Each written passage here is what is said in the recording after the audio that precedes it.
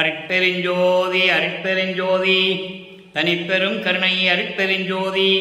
எல்லா உயிர்களும் இன்புற்று வாழ்க, வள்ளல் மலரடி வாழ்க வாழ்க, கொல்லா வருதம் குவளை எல்லாம் ஓங்குக, நல்லோர் நினைத்த நலம் பெறுக, நன்று நினைத்த எல்லோரும் வாழ்க இசைந்து.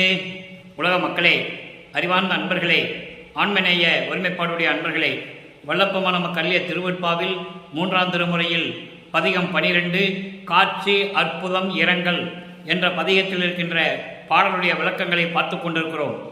காட்சி அற்புதம் இரங்கல் மொத்தம் 10 பாடல்களை கொண்டது. இதுவரையிலும் 6 பாடலுடைய விளக்கங்களை நாம் பார்த்திருக்கிறோம். இன்று 7வது பாடலுடைய விளக்கத்தை பார்க்க போகிறோம். விளக்கம் பார்ப்பதற்கு முன்னால் ஒரு சிறிய முன்னுரை. இதுவரையிலும் 3ஆம் திருமுறையில் நமது இறைவன் வல்லற்பமானவர்கள் எப்படியெல்லாம் இந்த 3ஆம் திருமுறையில் இருக்கிற பாடலுடைய விளக்கத்தை கூறினார் என்பதை ஒரு சுருக்கமாக பார்க்க போகிறோம். வல்லப்பமானவர்கள் இந்த மண்ணுக்கு வருவிக்க உற்று சமயங்களும் மதங்களும் மார்க்கங்களும் சூழ்ந்திருந்த காலகட்டங்களில் திருவொற்றியூருக்கு சென்று தியாகராஜ பெருமானை வழிபடுகிறார். காரணம், அந்த காலகட்டங்களில் சமயங்களும் மதங்களும் மார்க்கங்களிலும் கூறப்பட்ட நெறிகளிலே கூறப்பட்ட இறை வழிபாடு எப்படி இருந்தது, இறைவனை எப்படியெல்லாம் உருவகப்படுத்தினார்கள் என்பதையும், அதற்கு ஏற்றபடி தகுந்த இடங்களை ஆலயங்களை அமைத்து வழிபாட்டு முறைகளை அமைத்து கொண்டார்கள் என்பதையும், அதன் பிறகு மக்களை எப்படியெல்லாம் வழிபட வைத்தார்கள் என்பதையும் ஒவ்வொரு பாடலிலும் தெளிவாக நாம் பார்த்து கொண்டிருக்கிறோம். சமயங்களும் மதங்களும் மார்க்கங்களும் இருந்த காலகட்டங்களில் நமது பிள்ளை பெருமானவர்களும் அதே நெறிகளில் இருந்து கொண்டு இறைவனை வணங்கி கொண்டிருக்கிறார் என்பது உண்மை. காரணம், அவருக்கு சுத்த சன்மார்க்கம் அப்போ தெரியாது. அருட்பெருஞ்சோதி ஆண்டவருடைய திருவிளையாடல் நடந்து கொண்டிருக்கிறது. தன் மகனை, தன்னுடைய செல்வப்பிள்ளையை, அருட்பெருஞ்சாண்டவர் தன் மகனுக்கிட்ட பெயர் செல்வப்பிள்ளை, தன்னுடைய செல்வப்பிள்ளையை ஒரு தாயின் வழியாக இந்த மண்ணுக்கு வருவிக்க செய்து சமரச சுத்த சன்மார்க்கத்தை இந்த உலக மக்களுக்கு தெரியப்படுத்தி உலக மக்களை எல்லாம் ஒன்று திரட்டி ஒரே மார்க்கத்தில் இருக்க வைக்க வேண்டும் என்பதற்காகத்தான் நமது இறைவன் வல்லப்பமானவர்கள் வருவிக்க விட்டார் என்பதை நாம் பார்த்து கொண்டிருக்கிறோம். சமயங்களும் மதங்களும் மார்க்கங்களும் சூழ்ந்திருந்த நேரத்தில் வல்லப்பமானவர்கள் ஏன் வருவிக்க விட்டோம் என்ற இந்த தெரியாத நிலையில் இருந்து கொண்டிருந்த போது 9வது ஆண்டிலே இறைவன் வந்து ஆட்கொண்டு மறைந்து விடுகிறார். அதன் பிறகு திருவொற்றியூருக்கு செல்லுகிறார். தியாகராஜ பெருமானை வழிபடுகிறார். தியாகராஜ பெருமான் எப்படி இருப்பார் என்பதை ஒவ்வொரு பாடலிலும் உருவகப்படுத்துகிறார். அதன் பிறகு காட்சி, இறைவன் காட்சி கொடுப்பது எவ்வளவு அற்புதமான ஒரு நிகழ்வு இருந்தது என்றும், அதன் பிறகு காட்சி கொடுத்த பிறகு மீண்டும் மறைந்து விடுகிறார் என்பதையும் அந்த நிகழ்ச்சியை ஒரு தோழியிடம் சொல்லுவது போல உள்ளத்திடம் சொல்லிக் கொண்டிருக்கிறார். அதன் மூலம் உலக மக்களுக்கு தெரிவிக்கிறார். தன்னை தலைவியாகவும் இறைவனை தலைவனாகவும் உருவகப்படுத்தி தன்னை காதலியாகவும் இறைவனை காதலனாகவும் வர்ணனை செய்து இந்த பாடலை நமக்கு அருளியிருக்கிறார்கள் என்பதை பார்த்து கொண்டிருக்கிறோம். அந்த வகையில் நாம் பார்க்க வேண்டிய பாடல் 7வது பாடல். நல்ல கவனிங்க. இதுவரைக்கும் பார்த்த பாடலுடைய விளக்கம் உங்களுக்கு நன்றாக புரிந்துவிட்டது. இப்போ இந்த பாடலுடைய விளக்கத்தை பார்த்த பிறகு நமது பிள்ளை பெருமான் அவர்கள் தந்தையிடமிருந்து சமரச சுத்த சன்மார்க்கத்தை பெற்ற பிறகு இந்த பாடலுக்கு ஏற்றபடி 6ஆம் திருமுறையிலே எந்தெந்த பாடல்களில் விளக்கம் இருக்கிறது என்பதை நாம் பார்த்து கொண்டிருக்கிறோம். 7வது பாடல் பதிகம் 12 3ஆம் திருமுறை.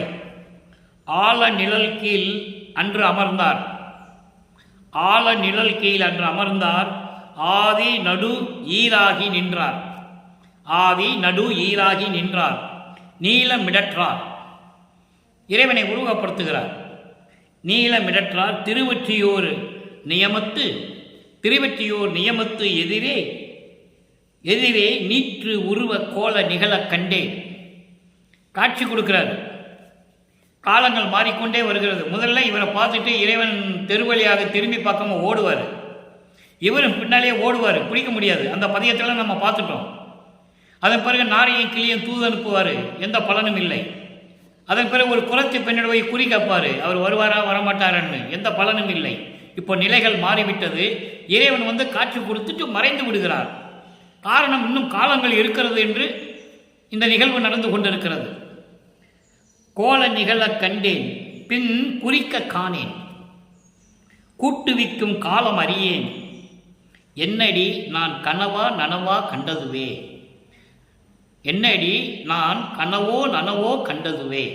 கனவா இல்லை நிஜமான்னு எனக்கு தெரியல தோழி என்று சொல்லி தோழியிடம் சொல்லுவது போல, உள்ளத்திடம் சொல்லுவது போல உலக மக்களுக்கு தெரிவிக்கிறார்.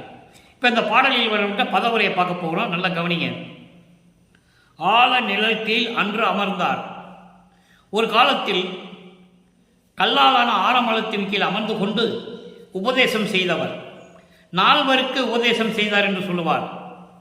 அந்த 4 யார் என்பது சனகர், சனந்தர், சனாதனர், சனந்த குமரர். இவங்க 4 பேருக்கும் உபதேசம் செய்தவர். கல்லாலான ஆலமரத்தின் கீழ் அமர்ந்து கொண்டு இந்த 4 பேருக்கும் உபதேசம் செய்தவர் சனகர், சனந்தர், சனாதனர், சனந்த குமரர். ஆழநிழல் கீழ் அன்று அமர்ந்தார். ஆதி நடு வீராகி நின்றார். ஆதி நடு வீராகி நின்றார் என்றால் முதலும் நடுவும் முடிவும் இல்லாமல் சுயமாக அமர்ந்து கொண்டிருந்தார். சுயமாக காட்சியாக கொடுத்து கொண்டிருந்தார். சுயமாக தோன்றியவர். அடுத்து நீலமிடற்றார். நீலம் என்பது விஷம். விஷத்தை கழுத்திலே நீர்த்தி கொண்டவர். பார்க்கடலை கடையும் போது அமுதத்திலே பாம்பு விஷத்தை கற்கிறது, உமிழ்கிறது. அப்போ அந்த விஷத்தை உண்டால் தேவர்களெல்லாம் இறந்து விடுவார்கள். என்ன செய்வதென்று தெரியவில்லை. அப்போ இறைவன் வந்து அந்த விஷத்தை உண்டு தொண்டையிலே நிறுத்தி கொண்டவர், கழுத்திலே நிறுத்தி கொண்டவர். அதான் நீலமிடற்றார் என்று சொல்கிறார். விஷத்தை தொண்டையிலே நிறுத்தி கொண்ட இறைவன். திருவொற்றியூரின் நியமத்து எதிரே நின்று நீற்று உருவ கோல நிகழக் கண்டேன். நியமம் என்பது கோயில். திருவொற்றியூரில் இருக்கின்ற கோயிலுக்கு எதிரே நான் நின்று கொண்டிருந்த போது திருநூற்று பூசிய அழகான உடம்புடன் எனக்கு காட்சி கொடுத்தார். அதான் சொல்றாரு, நியமத்து எதிரே நீற்று உருவ கோல நிகழக் கண்டேன். உடம்பெல்லாம் திருநீறு பூசிக்கொண்டு அந்த அழகான உருவத்தை நான் பார்த்தேன். எனக்கு காட்சி கொடுத்தார். அந்த காட்சி அற்புதமாக இருந்தது. அதான் காட்சி அற்புதம் என்ற பல தலைப்பிலே நமக்கு அருளி இருக்கிறார்கள். காட்சி அற்புதமாக இருந்தது. அதுக்கப்புறம் பாருங்க, பின் குறிக்க காணேன். அதன் பிறகு மறைந்து விட்டார். அதன் பிறகு நான் அவரை பார்க்கவில்லை. காட்சி கொடுத்தார், மறைந்து விட்டார், மீண்டும் அவர் வரவில்லை. அப்போ எப்படி இருந்தது? கூட்டுவிக்கும் காலம் அறியேன். கூட்டுவிக்கும், நான் அவரோடு சேர்ற காலம் எப்போ வரும்னு எனக்கு தெரியலையே. தோழி, என்னடி நான் கண்டது நனவா, நான் பார்த்தது கனவா நனவான்னு தெரியல. நிஜமா கனவா எனக்கு ஒன்றுமே தெரியல. கோயிலுக்கு எதுக்கு நின்றுட்டு இருந்தேன். அப்போ திருநூறு பூசிய உடம்போடு வந்து அழகான உருவத்தோடு காட்சி கொடுத்தார். பின் மறைந்து விட்டார். என்ன செய்வதென்று எனக்கு தெரியவில்லையே என்று சொல்லி மனம் வருந்துகிறார். தன்னுடைய மன வருத்தத்தை, இறைவன் காட்சி கொடுத்தும் பார்க்க முடியவில்லையே என்ற மன வருத்தத்தை தோழியிடம் சொல்லுவது போல, உள்ளத்திடம் சொல்லுவது போல உலக மக்களுக்கு தெரிவிக்கிறார். இப்போ இந்த பாடலைய பதவுரை பார்த்துட்டோம். விளக்க உரை கோர்வையாக சொல்லுகிறேன். முன்னொரு காலத்தில் கல்லாலான ஆலமரத்தின் கீழ் அமர்ந்து கொண்டு 4 உபதேசம் செய்தவர். அந்த 4 யார் என்றால் சனகர், சனந்தர், சனாதனர், சனந்த குமரர். இந்த 4 பேருக்கும் உபதேசம் செய்தார். முதலும் நடுவும் முடிவும் இல்லாமல் சுயமாக தோன்றிய இறைவன். சுயமாக தோன்றிய இறைவன், விஷத்தை உண்டு கழுத்திலே நிறுத்தி கொண்ட இறைவன். அவர் திருவொற்றியூர் கோயிலிலே நான் நின்று கொண்டிருந்த போது என் எதிரே வந்து திருநூறு பூசிய அழகான உடம்புடன் அந்த தேகத்துடன் எனக்கு காட்சி அளித்தார். அந்த காட்சி அற்புதமாக இருந்தது. அதன் பிறகு மறைந்து விட்டார். நான் மீண்டும் அவரை பார்க்கவில்லை. அவர் என்னோடு சேர்கின்ற காலம் எப்போதான் வருமோ என்று எனக்கு தெரியவில்லை. அவர் என்னோடு சேர்கிற காலம் எப்பொழுது வருமோ என்று தெரியவில்லையே தோழி. என் உள்ளமே, நான் என்ன செய்வேன்? நான் கண்டது கனவா நனவா என்று கூட எனக்கு தெரியவில்லை. நான் மனம் வருத்தத்துடன் இருந்து கொண்டிருக்கிறேன் என்று சொல்லி இந்த பாடலை நமக்கு அருளியிருக்கிறார்கள். இதனால் உலக மக்களுக்கு என்ன தெரிவிக்கிறார்? மைய கருத்து என்னவென்றால், உலக மக்களே, நான் திருவொற்றியூர் கோயிலிலே நின்று கொண்டிருந்த போது கல்லாலான ஆலமரத்தின் கீழ் அமர்ந்து கொண்டு உபதேசம் செய்த இறைவன், விஷத்தை உண்டு கழுத்திலே நிறுத்தி கொண்ட இறைவன், அப்படிப்பட்ட இறைவன் நம் திருவொற்றியூர் கோயிலிலே எதிரே நின்று கொண்டிருந்த போது என் எதிரே திருநீர் பூசிய உடம்போடு எனக்கு காட்சி அளித்தார். உலக மக்களே, அந்த காட்சி அற்புதமாக இருந்தது. அதன் பிறகு அவர் மறைந்து விட்டார். மீண்டும் என்னை வந்து பார்க்கவில்லை, நானும் அவரை பார்க்க முடியவில்லை. என்னோடு கூடுகின்ற காலம், இறைவன் என்னோடு கலந்து கொள்கின்ற காலம் எப்போ வருமோ தெரியவில்லை. தன்னை தலைவியாகவும் இறைவனை தலைவனாகவும் உருவகப்படுத்தியதால் எப்போது என்னோடு கூடுவார் என்று தெரியவில்லை என்று சொல்லுகிறார். அப்போ உலக மக்களே, நான் இந்த நிலையில் சமயங்களும் மதங்களும் மார்க்கங்களும் சூழ்ந்திருந்த காலகட்டங்களில் நான் இருந்து கொண்டிருந்தேன். நான் கண்டது கனவா நனவா என்று கூட தெரியவில்லை. உலக மக்களே, நான் மனம் வரிந்து கொண்டிருக்கிறேன் இறைவனை பார்க்க முடியாமல் என்று சொல்லி உலக மக்களுக்கு தெரிவிக்கிறார். இப்போ சமயங்களும் மதங்களும் மார்க்கங்களும் சூழ்ந்திருந்த காலகட்டங்களில் சொல்லியாச்சு. ஏன்னா அப்படிதான் இருக்க வேண்டிய காலத்தின் கட்டாயம். இறைவனுடைய திருவிளையாடல் நடந்து கொண்டிருக்கிறது. தன் மகனை சமயங்களிலும் மதங்களிலும் மார்க்கங்களிலும் கூறப்பட்ட நெறிகளில் இருக்க வைத்து, அதன் பின் இதெல்லாம் வேண்டாம் மகனே, அதன் காலங்களெல்லாம் முடிந்து விட்டது, சமரச சுத்த சன்மார்க்கத்தை நான் கொடுக்கிறேன், இதை உலக மக்களிடம் தெரிவித்து உலக மக்களை எல்லாம் சுத்த சன்மார்க்கத்தில் சேர்த்து அவங்க வாழ்க்கையெல்லாம் மேம்படைய வேண்டும் என்று சொல்லி சுத்த சன்மார்க்கத்தை கொடுக்கிறார். சுத்த சன்மார்க்கத்தை பெற்ற பிறகு இறைவனை எப்படி பார்க்கிறார்? அந்த காட்சி, கண்கொள்ளா காட்சி எப்படி இருந்தது? எப்படிப்பட்ட இறைவன்? அந்த இறைவனுடைய பெயர் என்ன? அருட்பெருஞ்சோதி. எங்கே இருக்கின்ற இறைவன்? இப்போ எங்கே இருந்து கொண்டிருக்கிறார் என்ற நிலையை உலக மக்களுக்கு தெளிவாக நமக்கு அருளியிருக்கிறார்கள். அதை நாம் பார்க்க போகிறோம். நல்லா கவனிங்க. 3ஆம் திருமுறையில் இன்னைக்கு பார்த்த 7வது பாடலிலே 3 நிலைகள். ஆலமரத்தின் கீழ் அமர்ந்து கொண்டு உபதேசம் செய்தவர், விஷத்தை உண்டு கழுத்திலே நிறுத்தி கொண்ட இறைவன், திருவெற்றியூரிலே உடம்பெல்லாம் திருநீர் பூசிக்கொண்டு அந்த தேகத்தை நான் கண்ணால் பார்த்தேன், அதன் பிறகு அந்த காட்சி அற்புதமாக இருந்தது, பின்பு மறைந்து விட்டார். இறைவனோடு நான் சேருகின்ற காலம் எப்பொழுது வருமோ உலக மக்களே என்று சொல்லி உலக மக்களுக்கு தெரிவிக்கிறார். அதே இறைவன் அருட்பெருஞ்சோதி ஆண்டவரை நமது பிள்ளைப்பெருமான் வல்லற்பெருமான் அவர்கள் எப்படி இறைவனை கண்டார், எப்படி அருளை பெற்றுக் கொண்டார் என்பதை உலக மக்களுக்கு தெரிவிக்கிறார் என்பதை சொல்ல வேண்டும். நிலை மாறுகிறது. சமரச சுத்த சன்மார்க்கத்தை பெற்ற பிறகு அவருடைய நிலை மாறுகிறது. இறுதியாக அவர் எப்படி இறைவனானார் என்பதையும் பார்க்க போகிறோம். 6ஆம் திருமுறை 40 பதிகம் கண்கொள்ளா காட்சி 7வது பாடல். 3ஆம் திருமுறையிலே இருக்கின்ற 7வது பாடலுக்கு 6ஆம் திருமுறையிலே கண்கொள்ளா காட்சி 7வது பாடலிலே இறைவன் எப்படிப்பட்ட இறைவன், அந்த இறைவனை எப்படி பார்த்தேன் என்று சொல்லுகிறார். நல்ல கவனிங்க. புயலானை, மலையானை, அதற்பினானை, போற்றிய மின் ஒளியானை, இறைவனை சொல்லுகிறார். அங்க எப்படி சொன்னாரு? ஆலமரத்துக்கில் இருக்கிறாரு, விஷத்தை உண்டு கழுத்தில் நிறுத்திக்கிட்டாரு, திருவெற்றியூரில் இருக்கிறாரு, அப்படி சொல்லுவார். அது சமயங்களும் மதங்களும் மார்க்கங்களும் சூழ்ந்திருந்த காலகட்டங்களில் சைவ சமயத்தை சேர்ந்த தலைவனை சொன்னது. இப்போ அருட்பெருஞ்சோதியை சொல்லுகிறார். சுத்த சன்மார்க்கத்தை பெற்ற பிறகு ஒரே இறைவன் அருட்பெருஞ்சோதி ஆண்டவர் என்ற பிரபஞ்சத்தின் உண்மையை சொல்லுகிறார். புயலானை என்பது உலகியல் விளக்கம். புயல் போன்று காற்று வீசுகின்றவன் என்று சொல்லலாம். மலையானை, மலை போன்று இருக்கின்ற, மலை பொழிகிறது, மலை போன்று இருக்கின்ற இறைவன் என்று சொல்லலாம். அது அப்படி அல்ல. சுத்த சன்மார்க்கம் என்பது உலகியலிலே இருக்கின்ற விளக்கத்தை சுத்த சன்மார்க்க விளக்கமாக இறைவன் நமக்கு அருளியிருக்கிறார். புயலானை என்பது அருள் வீசிக்கொண்டிருக்கின்ற, அருளை பெற்றுக் கொண்டிருக்கின்ற என்ற பொருள். அருளை பெற்றுக்கொண்டு உலகமெல்லாம் பரப்பி வீசிக்கொண்டிருக்கின்ற இறைவன். மலையானை என்பது அருள்மலை பொழியும் இறைவன். அருள்மலை பொழிகின்ற இறைவன். அதிர்ப்பினானை, அதிர்ப்பு என்பது இடி, மின்னல், இடி என்று பொருள். அதிர்ப்பு என்பது இடி. வலிமையோடு இருக்கின்ற இறைவன் என்று சொல்லுகிறார். அருளை பெற்றுக்கொண்டு உலகமெல்லாம் கொடுத்து கொண்டு அருள்மலை பொழிந்து கொண்டு வலிமையோடு இருக்கின்ற இறைவன் என்று சொல்லுகிறார். இடி போன்ற இறைவன். இடி போன்ற இறைவன் என்றால் அருள் வல்லமையோடு விளங்கி கொண்டிருக்கின்ற இறைவன். அப்படிப்பட்ட இறைவன் அருட்பெருஞ்சோதியை போற்றிய மின் ஒளியானை, மின்னல் ஒளி போன்று பிரகாசமாக ஒளி வீசிக்கொண்டு பிரபஞ்சம் முழுவதும் பரிபூர்ணமாக ஒளி வீசிக் கொண்டிருக்கின்ற இறைவன் அருட்பெருஞ்சோதி ஆண்டவர். அப்படிப்பட்ட இறைவனை புனித ஞான செயலானை, புனித ஞான செயலானை, புனித ஞானம் அப்படி என்றால் அருட்பெருஞ்சோதி ஆண்டவரை, புனித ஞான செயலானை என்பது அருட்பெருஞ்சோதி ஆண்டவரை, செயலெல்லாம்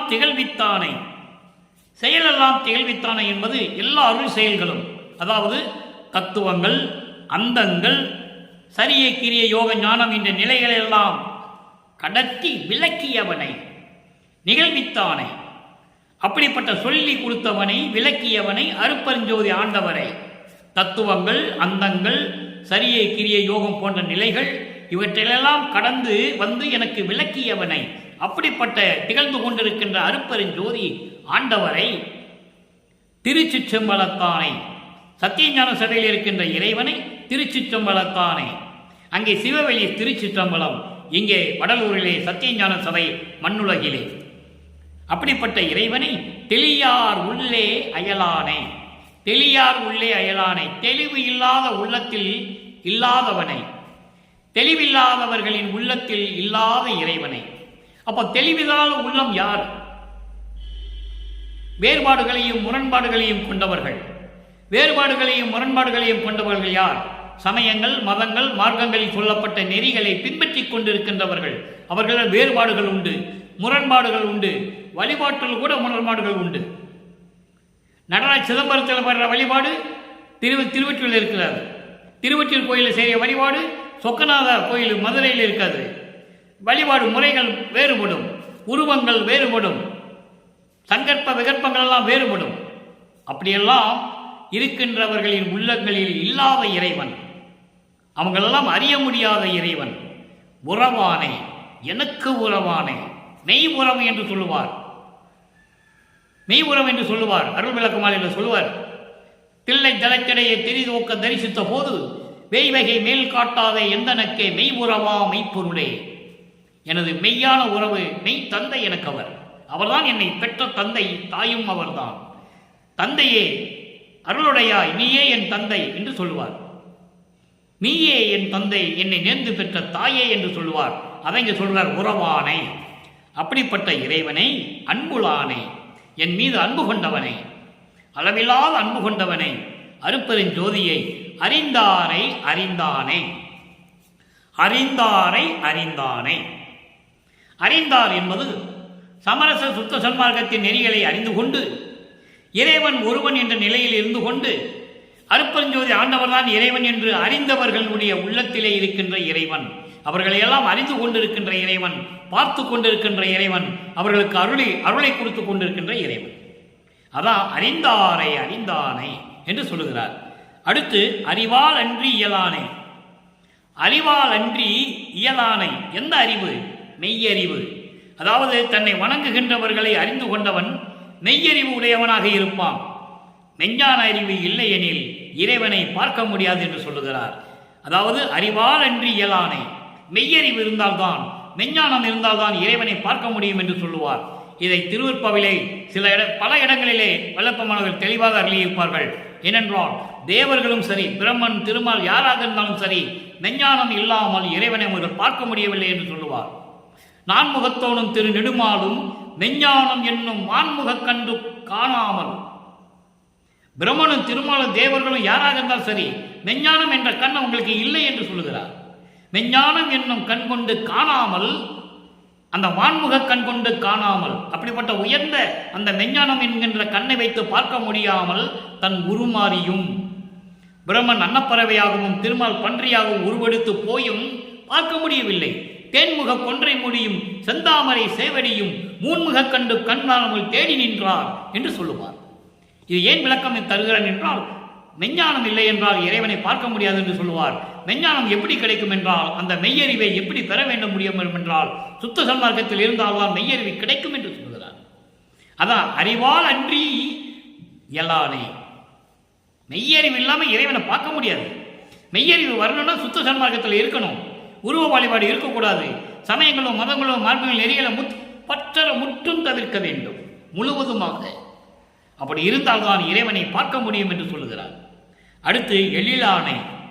எழிலானை என்பது அழகான இறைவன், ஜோதி வடிவில் அழகான இறைவன். பொழிலானை பாருங்க, எழில் பொழில் இரண்டும் ஒண்ணுதான். பொழில் என்றாலும் அழகுதான், எழில் என்றாலும் அழகுதான். அப்ப ஏன் ரெண்டு விதமா சொல்றாருங்கிறத நீங்க புரிஞ்சுக்கணும். எழிலானை என்பது ஜோதி வடிவில் இருக்கின்ற அழகான இறைவன். பொழிலானை என்பது பிரகாசமாக பிரபஞ்சம் முழுவதும் ஒளி வீசிக் கொண்டிருக்கின்ற இறைவன். அதுவும் அழகுதான், ஆனால் பிரகாசமாக ஒளி வீசிக் கொண்டிருக்கின்றவன் என்பதை பொழிலானை என்று சொல்லுகிறார். எம்மானை கண்டு கழித்திருக்கின்றேனே, அப்படிப்பட்ட என் தலைவனை, சமரச சுத்த சன்மார்க்க தலைவனை, என் தந்தையை கண்டு கழித்திருக்கின்றேனே என்று சொல்லுகிறார். ஆக இதன் மூலம் 3ஆம் திருமுறையிலே சொன்னது இறைவன் காட்சி கொடுத்தார், மறைந்து விட்டார் என்று மன வருத்தத்தோடு கூறுவார் நமது பிள்ளை பெருமானவர்கள். ஏனென்றால் அந்த காலகட்டனுடைய நிலை அது. அருட்பெருஞ்சானுடைய திருவிளையாடல் நடந்து கொண்டிருக்கிறது. தன் மகனை வைத்துக் கொண்டு திருவிளையாடல் செய்து கொண்டிருக்கிறார் என்பதை இங்கே நான் பதிவு செய்ய கடமைப்பட்டிருக்கிறேன். அதுக்கப்புறம் தான் சுத்த சன்மார்க்கத்தை பெற்ற பிறகு அதே இறைவனை கண்டு கழித்து இறைவனை எப்படியெல்லாம் சொல்றாருங்கிறத இந்த பாடலில் நமக்கு கொடுத்திருக்கிறார். அடுத்து அழகான ஒரு விளக்கம் 62வது பதிகம், ஆற்றமாட்டாமை. ஆற்றமாட்டாமை ஆற்றமாட்டாமை என்பது தந்தையை இனிமேல் சகித்துக் கொள்ள முடியாது. பிரபஞ்சம் தோன்றிய காலத்திலிருந்தே தந்தையே 4 யுகங்களிலுமே சமயங்களும் மதங்களும் மார்க்கங்களும் ஜாதிகளும் உருவாகி மக்களை அதில் ஈடுபடுத்தி மக்களை துன்புற வைத்து விட்டார்கள். இப்போ நீ சுத்த சன்மார்க்கத்தை கொடுத்து நான் மக்கள்கிட்ட சொல்லிட்டு இருக்கேன், இனிமேல் மக்கள் துன்பப்படக்கூடாது, துயரப்படக்கூடாது. அது மீறி மக்கள் துன்பப்படுவதையும் துயரப்படுவதையும் நான் கண்டு சகித்துக் கொள்ள முடியாது. அதான் சொல்றாரு, சகித்துக் கொள்ள முடியாது என்று சொல்லுகிறார். அதனுடைய விளக்கம் பாருங்க. செப்பார் கலைகள் மொழிந்த பொருள் திறங்கள் அனைத்தும் தெரிந்து, செப்பார் கலைகள் உலகிலே சொல்லப்பட்ட வேதங்கள் ஆகமங்கள் போன்ற கலை நூல்கள், ரிக்வேதம் யசுர்வேதம் சாமவேதம் அதர்வேதம் போன்ற நூல்களும் ஆகம நூல்கள் 28 வகையான நூல்கள் இருக்கின்றன.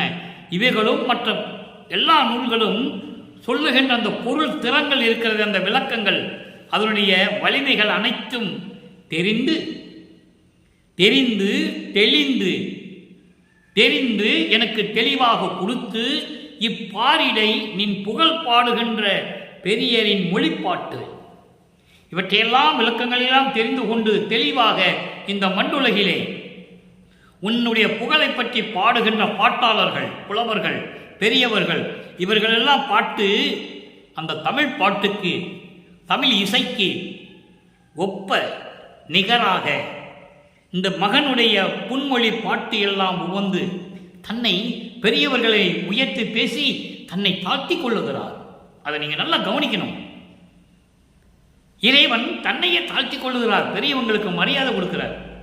பெரியவர்கள் என்பது யார்? சுத்த சன்மார்க்கத்தில் இருந்து கொண்டு நின் புகழை பாடிக்கொண்டு கொலையும் புலையும் தவிர்த்து ஜீவகாரணிய ஒழுக்கத்தில் ஈர்த்துக் கொண்டிருக்கின்ற பெரியவர்கள் இருக்கிறார்களே, அவர்கள் பாடுகின்ற தமிழ் பாட்டுக்கு நிகராக உன்னை பற்றி உன்னுடைய புகழ்ச்சியை பற்றி உன்னுடைய புகழ்ந்து போற்றி பாடுகின்ற அந்த தமிழ் பாட்டுக்கு நிகராக இந்த மகனனுடைய சிறிய பாடல்களையும் இழிவு என்று நினைக்காமல், இவர் தகுந்த பாடல்கள் அல்ல என்று இகழாமல் தள்ளிவிடாமல் உவந்து ஏற்றுக்கொண்டு உடையானே, என்னை உடையவனே, என்னை ஆட்கொண்டவனே, அப்படிப்பட்ட இறைவனே, அப்பா அரசே, இனி சிறிதும் ஆற்றமாட்டேன் கண்டாயே என்று சொல்லுகிறார். அடுத்து ஒரு விளக்கம் 70வது பதிகம், சிவ புண்ணிய பேரு. இப்போ இந்த அருளையெல்லாம் பெற்றுக்கொண்ட பிறகு அவருடைய நிலை என்ன? அவருடைய நிலை என்ன? இந்த வானவர்கள் எல்லாம் எப்படி காத்து கொண்டிருக்கிறார்கள்? இறைவனை வணங்க முடியாமல் வள்ளற்பெருமானை எப்படி வணங்குகிறார்கள்? தெளிவாக பார்க்கணும். திருவருட்பாவுடைய முக்கிய அம்சமே அதான். வள்ளற்பெருமானை இறைவனாக வருவிக்க உற்று சமயங்களிலும் மதங்களிலும் மார்க்கங்களில் இருந்தபோது தான் யார் என்ற நிலையில் தெரியாமல் இருந்தபோது இறைவன் ஆட்கொண்டு சமரச சுத்த சன்மார்க்கத்தை பெற்ற பிறகு அதற்கு முன்னால் சொல்லுவார், எல்லார் வானவர்களும் விண்ணவர்களும் பிரமன் திருமால் முதல் உன்னை வணங்குகிறார்கள் என்று சொல்லுவார். சமரச சுத்த சன்மார்க்கத்தை பெற்ற பிறகு தான் இறைநிலையை அடைந்த பிறகு தந்தை தன்னோடு இரண்டரை கலந்த பிறகு எல்லாரும் இவனை வணங்குகிறார்கள் என்று சொல்லுவார். அதான் சிறப்பம்சம், இறைவனுடைய சிறப்பம்சம். அதனுடைய விளக்கத்தை இப்போ பார்க்க போகிறோம். சிவ புண்ணிய பேரு. சிவம் என்பது அருட்பெருஞ்சோதி. அருட்பெருஞ்சோதியிடம் அருளை பெற்ற பிறகு அந்த வாக்கியம் எப்படி இருக்கும்? 7வது பாடல். அங்கே 3ஆம் திருமுறையில் 7வது பாடலில் ஒன்றுமே இருக்காது. காட்சி கொடுப்பால் மறைந்து விடுவார். காரணம், இது பெரிய இடத்து சமாச்சாரம், பெரிய இடத்து பிள்ளைமே, இன்னும் நாட்கள் இருக்கிறது, நம்ம இதில் தலையிடக்கூடாதுன்னு சொல்லி தான் ஓடி போடுறது. எல்லாருமே தெருவழியாக ஓடுறது இதுதான். இவரை பார்த்துட்டு பயந்துட்டு ஓடுறது காரணம் தான். ஏன்னா இது திருவிளையாடல் என்பதை நீங்கள் புரிந்து கொள்ள வேண்டும். அப்போ இங்க பாருங்க, சிவபுண்ணிய பேர் 7வது பாடல். துதி பெறும் ஐயனோடு அரி அரண் முதலோர் சூழ்ந்து இளைத்து இளைத்து ஒரு தங்கள் விதியை நொந்து இன்னும் விழித்திருக்கின்றனர். நல்லா கவனிக்கணும். நேரம் கடத்துவதற்காகவோ வேணும்னு நம்ம இந்த விளக்கங்களை பார்க்கறதில்லை. இறைவனுடைய தயவாலயம் கருணையாலை பெற்றுக்கொண்ட 6 திருமறைகளுடைய விளக்கங்களை மக்களுக்கு கொண்டு போய் சேர்க்க வேண்டும் என்ற நல்ல எண்ணத்தில் அது எனது கடமையாக, ஒரு வேலையாக, ஒரு ஊழியமாக நான் செய்து கொண்டிருக்கிறேன். அதை நீங்கள் நல்லா புரிஞ்சுக்கணும், பார்க்கணும். துதி பெறும் அயனோடு அரிய அரண் முதலோர் சூழ்ந்து சூழ்ந்து இழைத்து ஒரு தங்கள் விதியை நொந்து இன்னும் விழித்திருக்கின்றனர். இந்த பிரபஞ்சம் தோன்றிய காலத்திலிருந்தே பிரம்மன், திருமால், ருத்திரன் போன்றவர்களும் மாணவர்களும் தேவர்களும் சத்தர்களும் சக்திகளும் யாருமே இறைவனை தேடி தேடி தேடி அலைந்து தங்கள் விதியை நினைத்து வருந்திக் கொண்டு காத்து கொண்டிருக்கிறார்கள். இறைவனை பார்க்க வேண்டும் என்று விழித்திருக்கின்றனர், நொந்து விழித்திருக்கின்றனர். இன்னும் இப்பவும் இறைவனை பார்க்க முடியவில்லை. இது பிரபஞ்சத்தின் உண்மை. இந்த உண்மைகள் எல்லாம் எந்த நூல்லையும் யாரும் சொன்னதே கிடையாது. வளர்ப்பமானவர்கள் சொன்னதையும் யாரும் மக்கள்கிட்ட சொல்லலை. அதான் வருத்தப்பட வேண்டிய விஷயம். அப்ப காத்துக்கிட்டு இருக்காங்க. அவ்வாறு அவர்கள் காத்து கொண்டிருக்க நிறைய பாடல்களை சொல்லுவார். நெடுமால் பன்றி என தேடியும் நெடுநாள் நேடியும் கண்டறியாத பூம்பாதங்கள் பூத்திடும் அவனும் காத்திடும் அவனும் என்று சொல்லுவார். புல் விளம்பு வெறுப்போடு நேடி கூத்திடும் அடியும் ஏத்திடும் முடியும் இன்னும் காண்கிறேன் சொல்லுவார். அரியும் அரணும் துருவி நிற்க எனக்கே அடிமுடிகள் காட்டிவித்து அடிமை கொண்ட பதியை என்று சொல்லுவார். நான்முகனும் நாராயணனும் நயந்து வியக்க நிற்கின்றேன், இனி அடியேன் இவ்வுலகில் செய்யும் பணியை வினவுகிறே என்று சொல்லுவார். பல இடங்களில் உண்டு விளக்கங்கள். அதை இங்க ஒரே வரியில சொல்றாரு. பிரம்மனும் திருமாலும் ருத்திரனும் எல்லாரும் சேர்ந்து இறைவனை தேடி தேடி தேடி அலைஞ்சி நொந்து அழுது விதியை நினைத்து நொந்து அழுது வருத்தப்பட்டு கொண்டு இன்னும் காத்து கொண்டிருக்கிறார்கள் இறைவனை பார்ப்பதற்கு. அப்படி இருக்கும் நேரத்தில் விழித்திடவும் அவங்க விழிச்சுக்கிட்டு இருக்காங்க, பார்த்துக்கிட்டு இருக்காங்க, காத்துக்கிட்டு இருக்காங்க. இங்க பாருங்க, நோவாமே மதியிலே அருளால், நோவாமே மதியிலே அருளால் சுத்த சன்மார்க்கம் மன்றிலே வயங்கிய தலைமை பதிப்பதம் பெற்றே. பிரபஞ்சத்தில் எந்த முனிவனும் இந்த ரிஷியும் சொன்னதில்லை. இறைவனை பார்த்து 2.5 கலந்து நான் இறைவனாகிவிட்டேன் என்று யாரும் சொன்னதில்லை. நீங்க எந்த புராணங்கள் காவியங்களோடு எடுத்து பார்த்துக்கலாம். இப்படியெல்லாம் அவங்கள் காத்து கொண்டிருக்க நோவாமே, இந்த நோவாம் என்ற வார்த்தைக்கு ஒரு பாடல் சொல்லியிருப்பார். நோவாமல் நோம்பு என்னை போல் நோற்ற வரும். அந்த ஒரு வரிக்கே 1 வருஷம் விளக்கம் சொல்லணும். அவ்வளவு விளக்கங்கள் இருக்கிறது. நோவாமே என்னை போல் நோவாமல் நோம்பு நோற்ற வரும், எஞ்ஞான்றும் சாதாவரம் என்னை போல் பெற்றவரும், தேவானின் பேரருளை என்னை போல் பெற்றவரும் எவ்வுலகில் யார் உலர் சற்று அறை என்று கேட்பார். நீ சொல்லுன்னு கேட்பாரு. ஏன் மகனை கேட்கிறேன்னு அவர் கேட்பாரு. இவர் சொல்லுவார், உன்னை நம்ப முடியாது, நீ எத்தனை யுகத்தில் நீ திருவிளையாடல் பண்ணி எல்லாத்தையும் ஏமாத்திருக்கன்னு எனக்கு தெரியாது, நீ யாருக்கு கொடுத்துருக்க அப்படின்னு கேட்பார். அந்த அந்த நிகழ்ச்சியை இங்கே சொல்றாரு. நோவாமே, நோவாமே என்பது உடம்ப வருத்தி உணவு இல்லாமல் உறக்கம் இல்லாமல் எலும்பு தெரிகிற மாதிரி விரதம் இருந்து நோன்பு இருந்து கீழே தீ மூட்டி ஊசி பலகையில் ஒத்தக்காலில் நின்றுக்கிட்டு தவம் இருந்து இப்படியெல்லாம் நிற்கிறவங்களுக்கெல்லாம் இறைவன் பார்க்க முடியல.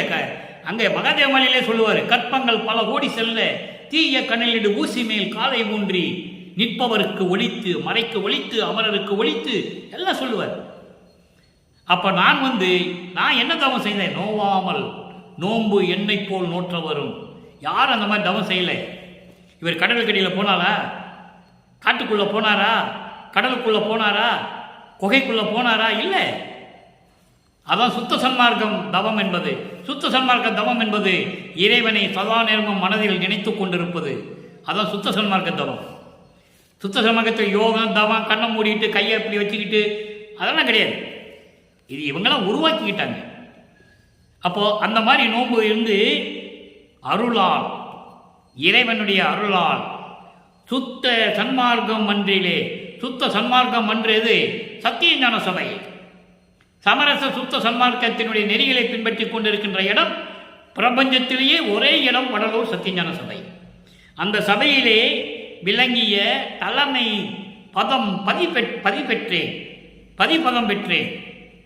தலைமை பதி அருட்பெருஞ்சோதி ஆண்டவருடைய இடத்தை பெற்றுக்கொண்டேன். எப்படி சொல்றார் பாருங்க. யாராவது சொன்னதுண்டா? யாரும் கிடையாது. அப்படிப்பட்ட இறைநிலையை நான் பெற்றுவிட்டேன். தலைமை பதம் பெற்றேன். எனக்கு இது போதும், பண்ணிய தவம் பழித்ததுவே என்று சொல்லுவார். இது எளிமையா அகவல்ல சொல்லுவார் பாருங்க, 2 வரியில. பார் உயப்புரிக, பார் உயப்புரிக என பணித்து எனக்கு அருளி என் ஆரியுக்குள் ஒளிர் அருட்பெருஞ்சோதி. பார் உயப்புரிக, மகனே உனக்கு எல்லாவற்றையும் கொடுத்து விட்டேன். இந்த உலகம் உய்ய வேண்டும், இந்த உலகம் மேம்படைய வேண்டும். உலகம் மேம்படைய வேண்டும் என்றால் இந்த உலக மக்கள் சிறப்போடு வாழ வேண்டும். துன்பமும் துயரம் இல்லாமல், நோய் நொடி இல்லாமல் இந்த உலக மக்கள் வாழ வேண்டும் என்று எனக்கு கட்டளையிட்டு அரசாட்சி செய்க என்று சொன்ன எனது இறைவனை, என் தந்தையை எனக்கு அருளி எனக்கு ஆருயிருக்குள் ஒளிந்து கொண்டிருக்கின்ற அருட்பெருஞ்சோதி என்று சொல்லுகிறார். எவ்வளவு அற்புதம் பாருங்க. இங்க என்ன சொல்வாரு? தலைமை வடலூரில் இருக்கின்ற சத்தியஞான சபையில் இருக்கின்ற தலைமை பதம் பெற்றேன். அருமையா சொல்லிட்டாரு. அதை அகவலிலே 2 வரியில சொல்லுவாரு. பார் உய புரிக என பணித்து எனக்கு அருளி, பணித்துனா கட்டளையிட்டு, எனக்கு அருளி என் ஆருயிருக்குள் ஒளிர் அருட்பெருஞ்சோதி என்று சொல்லுவார். அப்படிப்பட்ட நிலையில் இருக்கின்றவர் வளர்ப்பமானவர்கள் என்பதை நீங்கள் மறந்துவிடக்கூடாது. சரி, இப்போ எல்லாம் பண்ணியாச்சு. 3ஆம் திருமுறையில இறைவனை பார்த்தாரு, மறைஞ்சிட்டாரு, ஒன்றும் கிடைக்கல, மன வருத்தத்தில் இருக்கிறாரு, நிலைகள் மாறுகிறது, சுத்த சன்மார்க்கத்தை வாங்கியாச்சு. அதுக்கப்புறம் இறைவன் யாருன்னு சொல்லியாச்சு, கண்புள்ளா காட்சியை சொல்லியாச்சு, சிவ புண்ணிய பேரு சொல்லியாச்சு, எல்லாம் சொல்லியாச்சு. இப்போ உலக மக்களுக்கு சொல்லணுமே. ஏன்னா உலக மக்கள் அறியாமையினால் இருந்து கொண்டிருக்கிறார்கள். அழிந்து போன, மடிந்து போன, எரிந்து போன சமயங்களையும் மதங்களையும் மார்க்கங்களையும் பின்பற்றிக் கொண்டு இன்னும் மக்கள் இருக்கிறார்கள் என்று சொல்லுகிறார். அப்ப அந்த மக்களுக்கு எப்படி அறிவுறுத்துகிறார்? உலகிற்கு உய்வகை கூறன். எவ்வளவு அற்புதமான ஒரு தலைப்பு பாருங்க. உலக மக்களுக்கு மேம்படையும்படி என்ன சொல்லுகிறார்? 7வது பாடல். வன் சொல்லின் அல்லது வாய் திறப்பறியி. ஒவ்வொரு வரியா சொல்றேன், அப்பதான் உங்களுக்கு நல்லா புரியும். வன் சொல்லின் அல்லது வாய் திறப்பறியி. சமயங்களையும் மதங்களையும் மார்க்கங்களையும் பற்றி கொண்டு கொடிய தீய சொற்களை தவிர எதுவும் உங்களுக்கு பேச தெரியவில்லை. நீங்க பேசுறது பூரா அப்படிதான் இருக்கு, இடக்கு மடக்கா இருக்கு. கொடிய சொற்களை பேசிக்கொண்டே இருக்கிறீர்கள். காரணம், உங்களுக்கு சுத்த சன்மார்க்கம் தெரியவில்லை. அடுத்து சொல்வார் பாருங்க. வாய்மையும் தூய்மையும் காய்மையில் வளர்ந்தீர். வாய்மையும் தூய்மையும் காய்மையில் வளர்ந்தீர். வாய்மை என்பது உண்மை, சத்தியம். தூய்மை என்பது தனித்துவம் வாய்ந்தது, புனிதமானது. அப்ப அந்த வாய்மையும் தூய்மையும் உண்மையும் சத்தியமும் புனிதமும் எங்கே இருக்கு? சுத்த சன்மார்க்கத்தில் இருக்கிறது. சுத்த சன்மார்க்கத்தில் இருந்தால்தான் உயிர் கொலையை நிறுத்த முடியும். சுத்த சன்மார்க்கத்தில் இருந்தால்தான் மாமிச உணவுகளை சாப்பிடாமல் இருக்க முடியும். சுத்த சன்மார்க்கத்தில் இருந்தால்தான் உருவ வழிபாடு செய்யாமல் இருக்க முடியும். சுத்த சன்மார்க்கத்தில் இருந்தால்தான் தீபத்தை வழிபடும் போது கற்பூரம், தீபம், இந்த ஊதுவத்தி எல்லாம் கொளுத்தாமல் இருக்க முடியும். அதுதான் தூய்மை என்று சொல்லுகிறார். அப்போ வாய்மையும் தூய்மையும் காய்மையில் வளர்ந்தேன். தெரியாம வளர்ந்துட்டீங்க. உங்களுக்கு யாருக்கு சொல்லலை உலக மக்களே, உங்களுக்கு சொல்றதுக்காக நான் வந்திருக்கேன்ற. இதுதான் மறைமுகமான விளக்கம், சுத்த சன்மார்க்க விளக்கம். காய்மையில் வளர்ந்தீர். ஒன்றும் தெரியல, உங்களுக்கு தெரியாம வளர்ந்துட்டீங்க. பிரபஞ்சம் தோன்றிய காலத்திலிருந்து இப்படியே சொல்லி உங்களை வளர்த்துட்டாங்க. ரத்தத்தில் ஊறி போச்சு உலக மக்களே. சுத்த சன்மார்க்கம் தெரியாமல் நீங்கள் வளர்ந்து விட்டீர்கள். அடுத்த வரியில் சொல்வா பாருங்க. முன் சொல்லும் ஆர் ஒன்று பின் சொல்வது ஒன்றாய் மூட்டுகின்றீர்.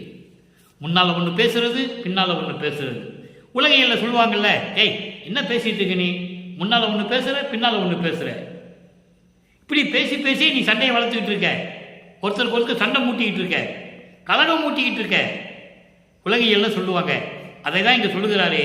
முன் சொல்லும் ஆர் ஒன்று, முன்னால ஒன்று சொல்றது, அதுக்கப்புறம் பின் சொல்வது ஒன்றாய் மூட்டுகின்றீர். தீய செயல்களை செய்து கொண்டிருக்கிறீர்கள். ஒன்றுக்கு ஒன்று சண்டை போட்டுக் கொண்டிருக்கிறீர்கள். ஒருத்தருக்கு ஒருத்தர் மன கருத்து வேறுபாடு இருந்து கொண்டிருக்கிறீர்கள். அதான் மூட்டுகின்றீர் என்று சொல்லுகிறார். முன்னால் ஒன்று பேசுறது, பின்னால் ஒன்று பேசுறது. எப்படி இருக்கிறீங்க உலக மக்களை? எப்படி நீங்க வளர்ந்துட்டீங்க? இதெல்லாம் வேண்டாம். சுத்த சன்மார்க்கத்துக்கு வாங்கன்னு சொல்றாரு. அடுத்து சொல்றாரு பாருங்க, வினை மூட்டையை கட்டி, நல்லா கவனிக்கணும், வினை மூட்டையை கட்டி மண் சொல்லும் மார்க்கத்தை மறந்து. மண் சொல்லும் மார்க்கம், மண் என்பது நிலையான மார்க்கம், அழியாத மார்க்கம். சுத்த சன்மார்க்கம் சொல்லுவதை நீங்கள் மறந்து வினை மூட்டைகளை கட்டிக்கொண்டு துன்மார்க்க வழி நடக்கின்றீர். இதை விட என்ன சொல்லணும் சொல்லுங்க உலக மக்களே, அன்பர்களே, அறிவார்ந்த அன்பர்களே, இதை விட என்ன சொல்லணும்? இறைவனே மக்கள்கிட்ட சொல்லிட்டு இருக்காரு. சாதாரணவர் அல்ல, இறைவனாகவே வருவிக்கூற்றவர். உலக மக்கள் மீது தயவும் கருணையும் கொண்டு உலக மக்களை எப்படியாவது வழி நடத்த வேண்டும் என்ற நோக்கத்தில் சொல்லுகிறார். அதை நீங்கள் புரிஞ்சுக்கணும். ஒரு சாதாரண சாமியாராகவோ, முக்காடு போட்ட சாமியாராகவோ, மனிதனாகவோ இருந்து அவர் சொல்லலை. நல்லா கவனிச்சுக்கணும். நீங்கள் இறைவன் அவர். இதுக்கு முன்னால் பாடலை விளக்கலாம் நம்ம பார்த்துட்டோம். அப்போ நீங்கள் உங்கள் மனது உங்கள் அறிவிக்கு எட்டவில்லை என்றால் என்ன செய்வது? ஒன்றும் செய்ய முடியாது. அப்படிப்பட்ட இறைவன் உலக மக்களுக்கு சொல்கிறார், சுத்த சன்மார்க்கத்தை வச்சுக்கிட்டு அதையெல்லாம் மறந்து நல்ல வழியை நடத்தக்கூடிய சுத்த சன்மார்க்கத்தை எல்லாம் விட்டுட்டு வின மூட்டைகளை கட்டிக்கொண்டு, கர்மங்களையும் வினை மூட்டைகளை எல்லாம் கட்டிக்கொண்டு துர்மார்க்கம் சொல்லுகின்ற வழியிலே நடந்து கொண்டிருக்கிறீர்களே. இந்த சமயங்கள், மதங்கள், மார்க்கங்களில் சொல்லப்பட்ட நெறிகள் துன்மார்க்க நெறிகள் என்று சொல்கிறார். யாரும் மறுக்க முடியாது. திருவருட்பாவிலே அத்தனையும் உண்டு. உலக மக்களுக்கு தெரிவிக்க வேண்டுவதற்காகத்தானே நமக்கு அருளியிருந்தார்கள் திருவருட்பாவை. அவர் புலமையை வெளிப்படுத்துவதற்காக எழுதினாரே? இல்லை. அவர் புலமையை வெளிப்படுத்துவதற்காக சொல்லி வச்சாரே? இல்லை. நல்லா புரிஞ்சுக்கணுங்க. மீதி எல்லாம் அவர்களுடைய புலமையை வெளிப்படுத்துவதற்காக சொன்ன புராணங்கள், இதிகாசங்கள், வழிபாடுகள் எல்லாமே. இவருக்கு அப்படி அல்ல. உலக மக்களை வழிநடத்த வேண்டும். தலையில் கிரீடம் வச்சுக்கிட்டு கையில் சூழாயுத வேலை வச்சுக்கிட்டு வரல. அவர் எப்படி வந்தார்? அமைதி, சாந்த குணம், தயவும் கருணையுள்ள ஒரு பார்வை. இப்படியும் இறைவன் இருக்கிறான் என்ற நிலையை உலக மக்களுக்கு தெரியப்படுத்த வேண்டும். இறைவனுக்கு எதுக்கு கோபம், போர்கள், உயிர்களை கொள்ளுவது, மண்ணாசை, பெண்ணாசை எல்லாம் இது எதுக்கு? தேவர்களிடம் இருந்தது. பிரம்மன், திருமால், ருத்திரன் யாராக இருந்தாலும் சரி. புராணங்களிலே நீங்கள் படித்திருப்பீர்கள். வளர்ப்பமானும் திருவருட்பாவிலே கூறியிருக்கிறார், போருக்கு உரியார். அன்பர்களே, யாரும் மறுக்க முடியாது. அவ்வளவு உண்மைகள், பிரபஞ்சத்தில் உண்மைகள் பூரா திருவருட்பாவில் இருக்கு. மக்கள்கிட்ட சொல்லல. போருக்கு உரியார் யாரே? பிரம்மன், திருமால், போகினா இந்திரன். பிரம்மன், திருமால், இந்திரன் போருக்கு உரியவர்கள், போரிட்டு உயிர்களை கொன்றவர்கள் என்று சொல்லுகிறார். கொலை குற்றவாளிகள் என்று சொல்லுகிறார். யாரும் மறுக்க முடியாது. திருவருட்பால் அவ்வளவு உண்மைகள் இருக்கு. இதை ஏன் சொன்னார்னு நீங்க புரிஞ்சுக்கணும். பிரபஞ்சத்தில் நடந்ததை யாருமே சொல்லல, உலக மக்களுக்கு சொல்லல, ஒண்ணுமே சொல்லல யாரும். அந்த காலத்தில் இருந்தே இவர் சொல்றாரு. இருக்க சொல்றதுக்காக வந்தவர். போருக்கு உரியார் பிரமன், திருமால், போகி முதல்வோர் புங்கவர்கள். புங்கவர்கள் தேவர்கள். யாருக்கு அறியார் எனக்கு எளியராகி மாலையிட்டார். அப்படிப்பட்டவர்களால் இறைவனை பார்க்க முடியவில்லை. என்னை ஆட்கொண்டார் என்று சொல்லுவார். அதோடு மட்டுமல்ல, ஈர்க்கும் புகுதாத முளை மதத்தை இன்னும் தவிர்த்தார் இல்லையடி. ஈர்க்கும் அழகா சொல்லுவார். அதை ஈர்க்கும் புகும் முளை மதம். அதாவது தென்னம்பூச்சி இருக்க, ஈர்க்குன்னா தென்னம்பூச்சி. அந்த தென்னம்பூச்சிக்கு நுழையிற அளவுக்கு கூட முளை மதத்தை இன்னும் தவிர்த்தார் இல்லையடி. முளை மதம் என்பது காமம், காமத்தின் உச்சக்கட்டம், போர்க்குணத்தின் உச்சக்கட்டம். நெஞ்சில் அப்படியே வச்சுக்கிறது. அந்த போர்க்குணத்தையும் காமத்தையும் நெஞ்சில் வச்சுக்கிறது. அப்படியே இன்னும் தவிர்த்தார் இல்லையடி. எவ்வளவு அருமையா சொல்றார் பாருங்க. உலக மக்களுக்கு தெரிவிக்கிறார். அப்படிப்பட்டவர்கள் என்று சொல்லுகிறார். அதை தான் இங்கே சொல்றாரு. அப்படிப்பட்ட துன்மார்க்கத்தை தூக்கி வழி நடத்தி கொண்டிருக்கிறீர்கள்.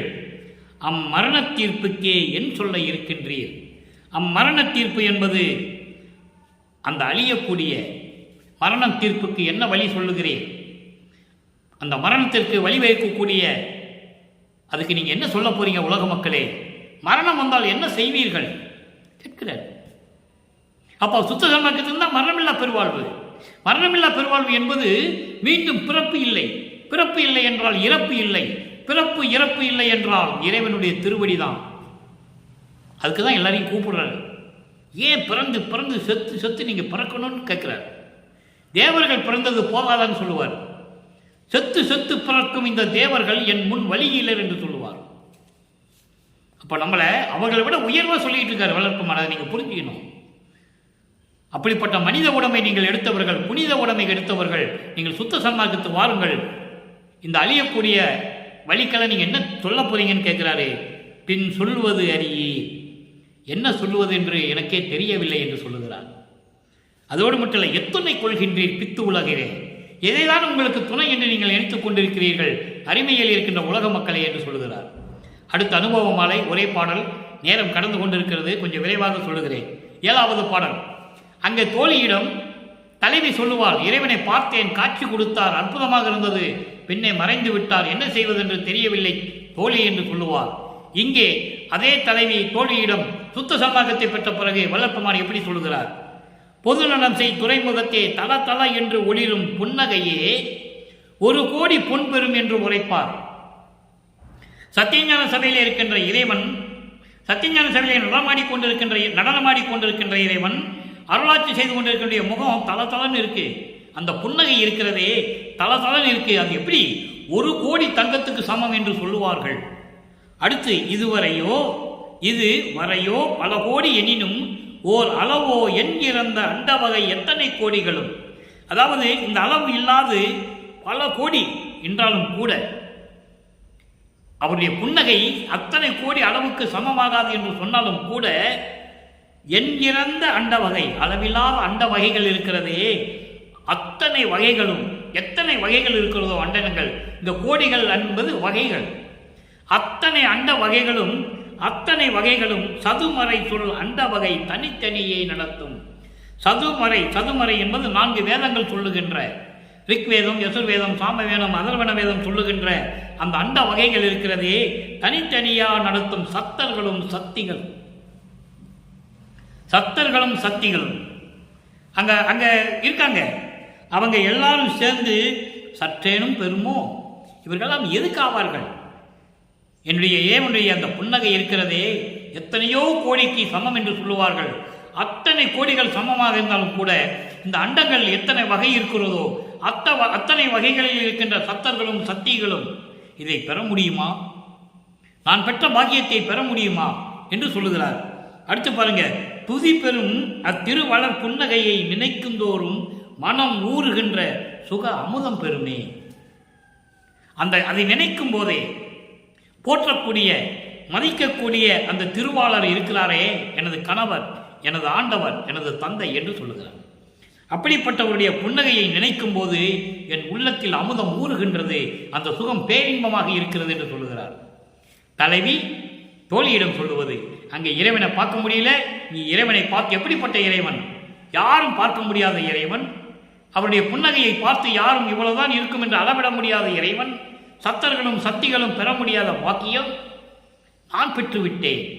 அவருடைய புன்னகையை நினைக்கும் போது, எனக்கு காட்சி கொடுத்து அவர் புன்னகைத்தாரே, அந்த புன்னகையை நினைக்கும் போதே என் உள்ளத்தில் அமுதம் ஊறுகின்றது, பேரின்பமாக இருக்கிறது என்று சொல்லி தோழியிடம் சொல்லுவது போல, உள்ளத்திடம் சொல்லுவது போல உலக மக்களுக்கு தெரிவிக்கிறார். உலக மக்களே, சத்தியஞான சபையிலே இருக்கின்ற அருளாட்சி செய்து கொண்டு அருளனம் செய்து கொண்டிருக்கின்ற எனது தந்தையினுடைய முகத்தில் வருகின்ற அந்த புன்னகையை பார்த்து, தளதளவென்றிருக்கின்ற ஒரு புன்னகையை பார்த்து 1 கோடி பொன் பெறும் என்று சொல்லுவார்கள். அது எத்தனை கோடி அளவாக இருந்தாலும் சரி, உலக மக்களே, இந்த உலகத்தில் சொல்லப்பட்ட அண்ட வகைகள் எத்தனை இருக்குமோ அத்தனை இருந்தாலும் சரி, அந்த அண்ட வகைகளில் இருக்கின்ற சத்தர்களும் சக்திகளும் யாராக இருந்தாலும் சரி, அவர்களெல்லாம் இதை பெற முடியுமா? இந்த பாக்கியத்தை சற்றேனும் பெறுமோ என்று சொல்லுகிறார். அவர்களாம் என்ன செய்ய முடியும்? இப்படிப்பட்ட பாக்கியத்தை பெற முடியுமோ? நான் பெற்றுக்கொண்டே. அவருடைய புன்னகையை நினைக்கும் போதெல்லாம் உலக மக்களே, எனது மனதில் அருள் அமுதம் ஊறுகின்றது, நான் பேரின்பத்தில் இருக்கின்றேன், பேரின்பமாக இருக்கிறேன் என்று சொல்லி இந்த பாடலிலும் கருதியிருக்கிறார்கள். ஆக சமயங்களிலும் மதங்களிலும் மார்க்கங்களில் இருக்கும்போது நமது இறைவன், பார்க்க முடியாத இறைவன், சுத்த சன்மார்க்கத்தை பெற்ற பிறகு எப்படியெல்லாம் அருளை பெற்றுக்கொண்டு இறைவன் நிலையை, கடவுள் நிலையில் இருக்கின்றார் என்பதை நீங்கள் புரிந்து கொள்ள வேண்டும். அப்படிப்பட்ட இறைவனை மண்ணகல் விளக்கிலே தீபமேற்றி தீப வழிபாடு செய்ய வேண்டும். இறைவன் அருட்பெருஞ்சாரியுடைய உருவம், சுயரூபம் அதுதான். அருட்பெருஞ்சோதியாக தோன்றியவர், அவரோடு அருட்பெருஞ்சாண்டவரோடு தன் மகன் இரண்டர கலந்து கொண்டிருப்பதனால் அவரும் இறைவன் நிலையில் இருந்து கொண்டிருப்பார் என்பதை புரிந்து கொண்டு கொலையும் புலையும் தவிர்த்து சைவ நெறியில் இருந்து கொண்டு நீங்கள் இறைவனை வணங்கி இறைவனுடைய செல்வங்களையும் பொருள்களையும் அருள்களையும் எல்லாம் பெற்றுக்கொண்டு இந்த வையகத்திலே வாழ்வாங்கு வாழ வேண்டும் என்று இறைவன் தயவோடையும் கண்ணுடைய வாழ்த்தை விடைபெறுகிறேன். இந்த வள்ளலார் ஊழியன். மீண்டும் நாளை சந்திப்போம். நன்றி, வணக்கம். அருட்பெருஞ்சோதி அருட்பெருஞ்சோதி, தனிப்பெரும் கருணை அருட்பெருஞ்சோதி.